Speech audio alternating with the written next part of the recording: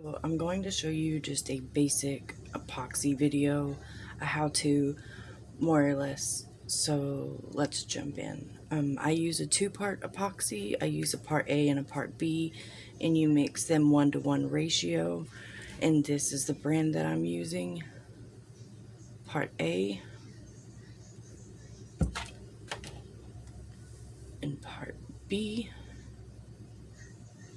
These are non-toxic when they're completely cured, but they are toxic while in liquid form. These are my measuring cups. This is my mixing cup, my mixing stick. This is the mold that we're going to use, which is just a jar. It's going to be a jar and a lid. And then I am using royal blue. So let's jump in.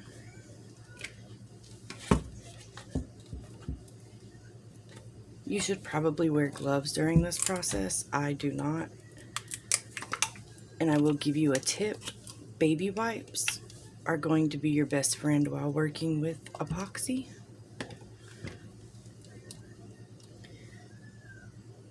As soon as you get it on your hands or on your mats, you can always just wipe it right off with baby wipes. And it usually comes right off. And you're going to want to use some form of covering. I like the silicone mats because basically anything silicone, it's just going to wipe right off with no hassle, no mess. One of these. This is the part A is your resin. The part B is your hardener.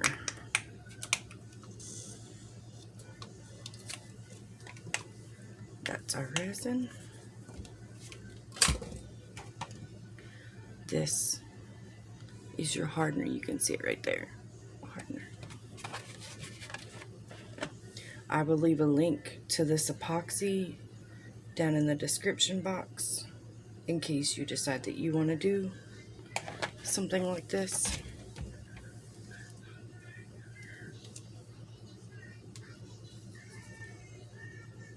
And again, this is 1-to-1 ratio. So whatever you do in resin, you're going to want to do in hardener. If you mix it unevenly, you are going to end up with a mess. It says to mix it for 3 to 5 minutes, but when you start mixing, it will be cloudy. And when you know you're done, this will turn clear. And that's when you know that it is perfectly mixed and you're ready to do your coloring, or if you're going clear, just dump it straight in.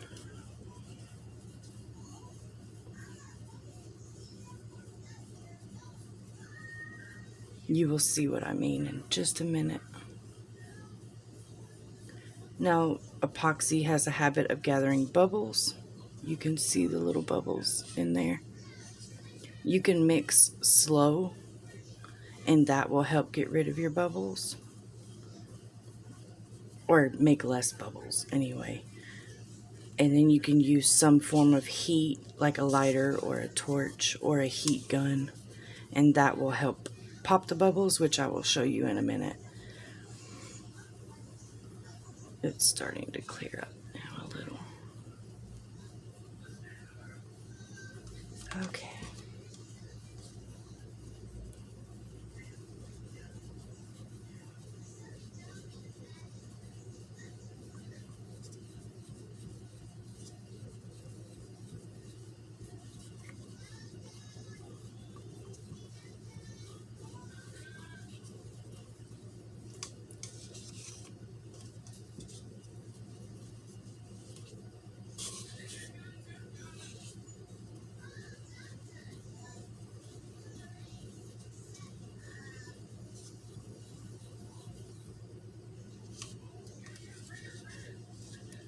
You can see it clear. The bubbles make it look a little foggy, but it's clear.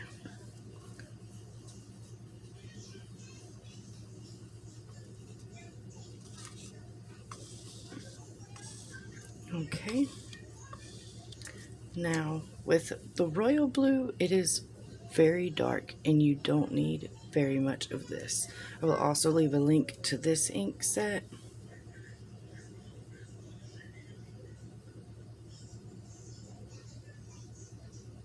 I think that was probably way too much for this amount. You will see why.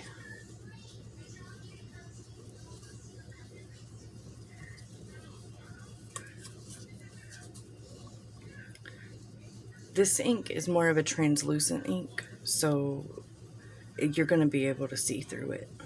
If you don't want to see through it as easily, you can just do more.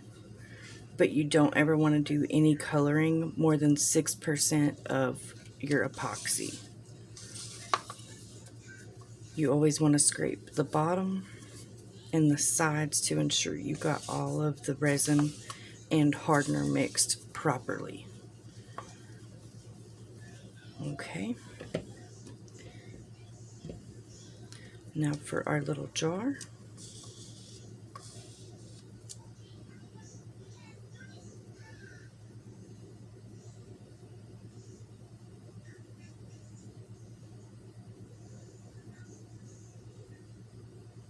I might have to mix more.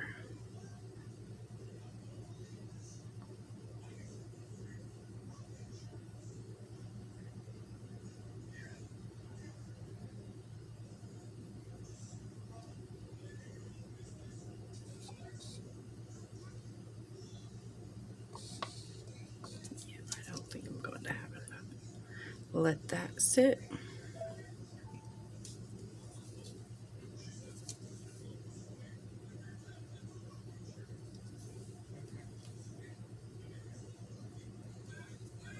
And just dump this in here.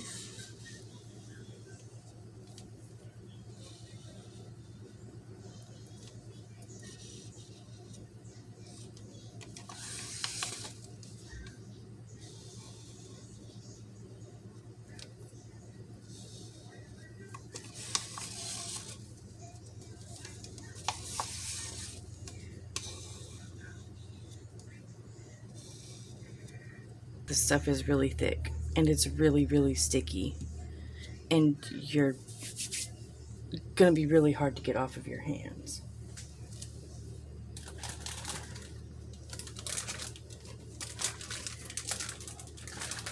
So let's mix up a little bit more and set those back. You can see the bubbles coming to the surface. Epoxy gets hot, and when you're in a mold like this, it probably won't get as hot. But in bigger molds, like my ashtray mold, it basically what I call cooks. And when it cooks, it hardens within like 4 hours. You can take it out. This epoxy is 24-hour curing epoxy, 12-hour unmolding, which means it's just hard enough for you to unmold it within 12 hours, but it's not fully cured until 24 hours.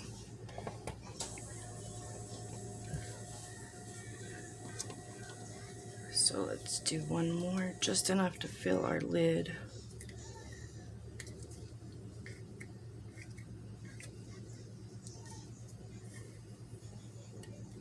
And then what's left we'll use in my scraps mold.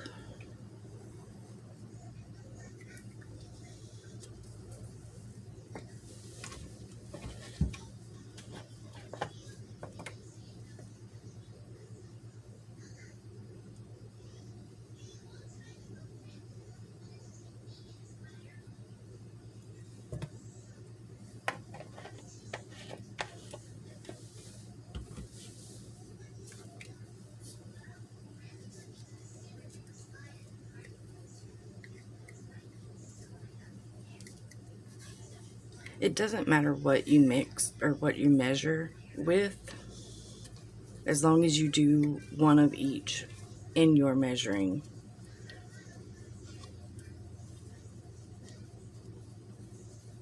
But whatever you measure with if you're not using silicone, you're going to have to throw away. They make silicone measuring cups, and those are great because you just let the epoxy sit and cure, and you can just scrape it out or peel it out, and you can reuse it. And they make silicone spatulas that are about this size, and it's the same way, but with the spatulas you can just take a baby wipe and wipe the spatula off, and you can use it right after. I own both, but I wanted to make this quick and easy. So, okay, we're just doing a quick mix, so we're going to have a lot of bubbles.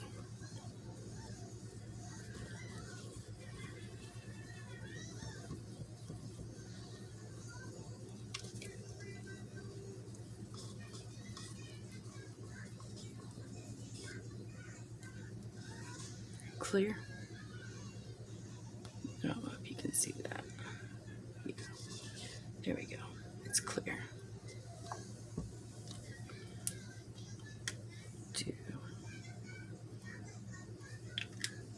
To this round.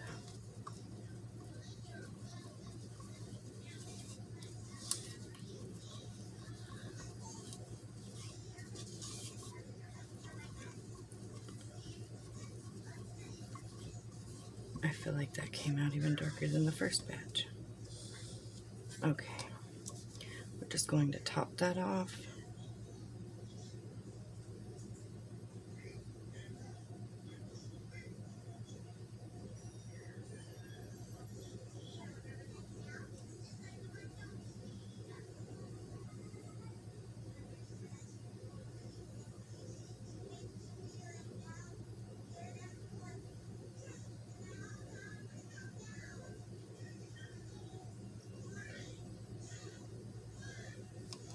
Okay, I have a baby wipe. See the sticky? I'm back. I had to go get my leftovers mold, which I'm doing an ashtray currently, and my torch, which is my heating source to pop the bubbles as they're rising. You can usually let them sit for a little while and the bubbles will rise to the top, and you can use a heat source, like I said, the torch, to pop those bubbles. And I will show you that in a second, but let me go ahead and pour this in here. With this epoxy, you only have around 30 to 40 minutes work time, and then it will start getting really thick and unworkable, and then you basically just wasting whatever epoxy you have left. So with things like this, I like to just make what I call leftover, and I just dump whatever's left over into a mold, and I start building things from there.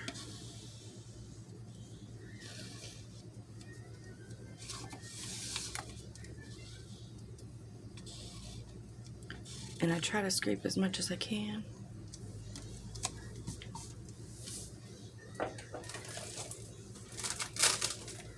This is the last leftover ashtray I did.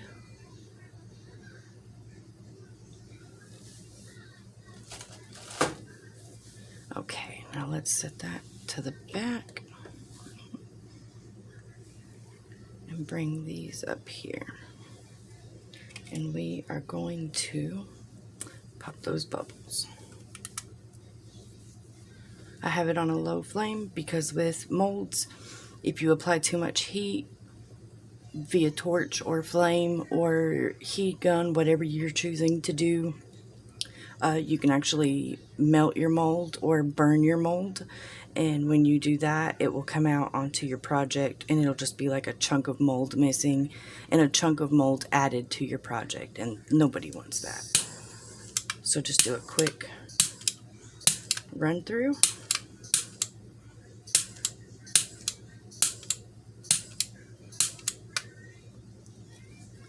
And let it sit, and in a few more minutes it will keep rising those bubbles up, and I'll come through a couple more times and run it back over it again. And you can see the bubbles on this one are already starting to rise.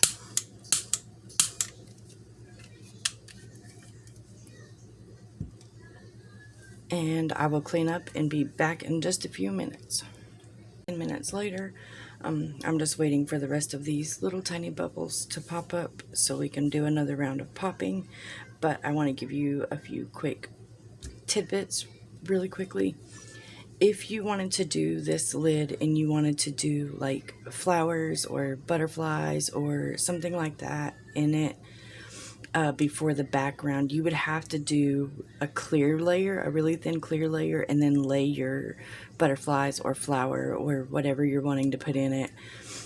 And then you would let that sit and harden, and then you would add your coloring to that. Or if you just wanted to do it all clear, you could just do a thin layer of clear and then add your stuff to it, and then do another thick layer of clear to finish it off.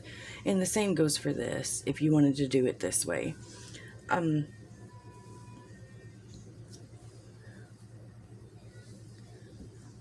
I also want to mention that they do have mica powders, which give like a pearly effect to it, and it will be a solid color instead of see-through like this. And they have something called alcohol inks, which we'll get into in another project later on. Those are really cool. I've actually become fascinated with those lately. So let's do another round of popping, and then I will see you guys tomorrow.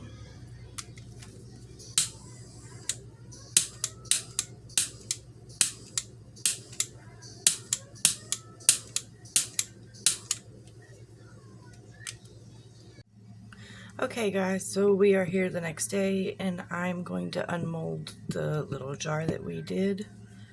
Unmolding is usually pretty easy unless you burn the mold.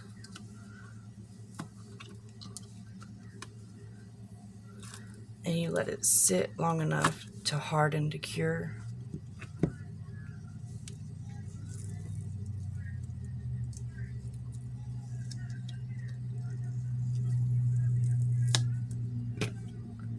And as you can see, we trapped some bubbles in there, and it left a chunk missing. And you can see a couple on the bottom. But this is a pretty easy fix. You can just sand this down and do your polishing and compounds, and it will remove those bubbles and flatten that out and make it look shiny and brand new again. Thank you for watching. Like and subscribe. I'll see you in the next video.